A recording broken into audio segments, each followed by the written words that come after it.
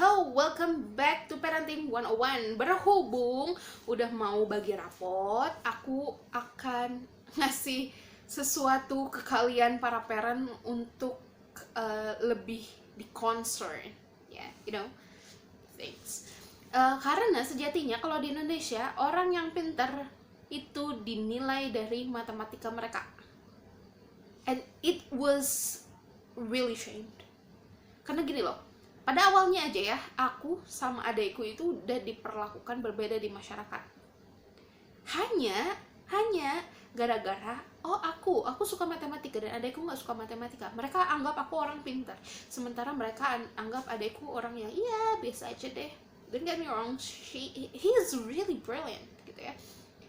Dia itu udah bisa membedakan dinosaurus manapun, mitologi inilah, mitologi itulah. Dia punya ensiklopedia mitologi ya, yang dia baca saat dia hanya umur 10 tahun. Dia udah bisa menjelaskan. Kak, tahu nggak? Kan kita dulu nonton Hercules kan? Kartun Hercules di Disney. Adekku udah bilang kayak gini, Kak, tahu nggak? Ternyata ya, Hercules itu si tantangannya tuh nggak cuma segini-gini aja. Oh, ternyata ada tantangan lagi. Ini namanya ini. Dia jelasin kayak gini, and I was like, what? Where did you get that? Where did you get those kind of thing gitu ya? Dan dia bilang it's all over on the internet. And I was like, okay, I'm not going to read it. Karena jujur aja, walaupun aku suka baca, I'm not really into history gitu. Aku nggak suka untuk hafalan tuh nggak suka sama sekali.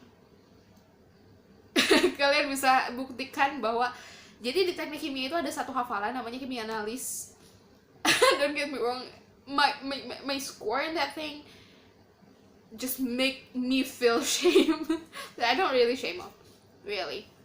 Tapi kalau masalah hitungan yang selama aku bisa pikirkan dengan logika, I can do that gitu. Berbeda dengan adikku yang dia jago banget masalah sejarah, sosiologi, geografi, sampai tahu nggak, dulu pas aku SMA kelas 3 dan dia baru SMP kelas 3, aku nanyain tentang teori Darwin dan dia bisa jawab tanpa dia baca bukuku dulu. Dan besoknya aku ada presentasi, aku cuma nanya ke adekku, Bang, jelasin tentang Darwin. Oh Kak, ini tuh begini. Dia sampai bawa satu tumpukan buku ke kamar kita seberangan dulu. Terus dia masuk, dia tendang ini, terus, Kak nih bukunya, baca aja. Ini. Aku harus baca buku ini satu malam, gila apa? Udah, abang ceritain aja. Dia ceritain, dan besoknya aku mengulang cerita itu, cerita yang sama dengan apa yang adekku bilang di kelasku. And this is the end. Everyone say that, oh cool, dia keren banget bisa jelasin itu. It's not me, itu adekku. Dan dia selama ini suka dia mah bego gitu ya. Padahal no, he's really brilliant. IQ-nya bahkan lebih tinggi dia daripada IQ aku. Jadi jangan sampai kalian para orang tua ngasih, anak aku mah pintar gara-gara dia bisa matematika. Tapi kalau dia nggak bisa antri atau dia masih buang sampah sembarangan, you're not really successful. Atau anakku mah nggak suka matematika, dia mah sukanya begini. Aduh, pengen deh anakku bisa suka matematika. Jangan. Karena apa? Semua anak, semua human being, semua anak punya passion yang berbeda. Ya kayak gitu tadi, aku mungkin I'm not really like history. Sampai saat ini aku nggak suka history. Tapi kalau nonton biografi kayak gitu aku suka. Tapi kalau misalkan aku harus tahu tahun segini tuh ada apa, tahun ini tuh ada apa, oh my god, give me a break. I don't like those kind of thing. Sama kayak anak yang gak suka matematika, kalian paksa suka matematika gitu loh. Jadi anak itu punya passionnya sendiri-sendiri. Nggak harus kamu paksa bahwa dia harus bisa matematika. Nggak harus kayak gitu. Anakku ranking terakhir, mungkin passion dia di yang lain. Mungkin dia jago ngelukis, atau dia jago handwriting, kaligrafi gitu-gitu, atau bahkan dia udah bisa buka JavaScript, atau bahkan dia mungkin hafal Al-Quran. Maksudnya itu tidak semua orang punya passion yang sama.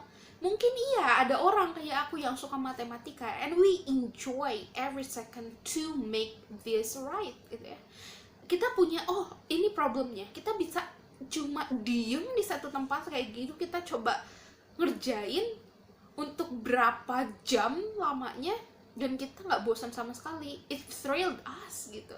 Tapi kalau beda lagi kalau orang yang nggak suka matematika dikasih satu soal matematika aja dia udah melempem, nggak mau. Itulah yang dirasakan oleh orang-orang semacam adekku, bahwa oh enggak, aku nggak suka matematika tapi aku sukanya ini, and I'm really passionate about that gitu. Nggak semua orang harus suka matematika, nggak harus semua anak harus ranking 1, 2, 3, 4, 5, 6, 7, 8, 9, 10 atau top 10, nggak harus. Seperti yang aku bilang ya di video aku yang perbedaan otak anak laki-laki dan perempuan, nanti aku akan link di description box. Nggak semua gender tuh sama, nggak ada beda gitu. Woman kayak gini, laki-laki kayak begini, beda gitu ya. Terus anak kamu laki-laki, kamu ingin mempush dia untuk bisa ranking 1, 2, 3. Itu anak udah gak mau duluan, udah gak pengen liatnya juga serius.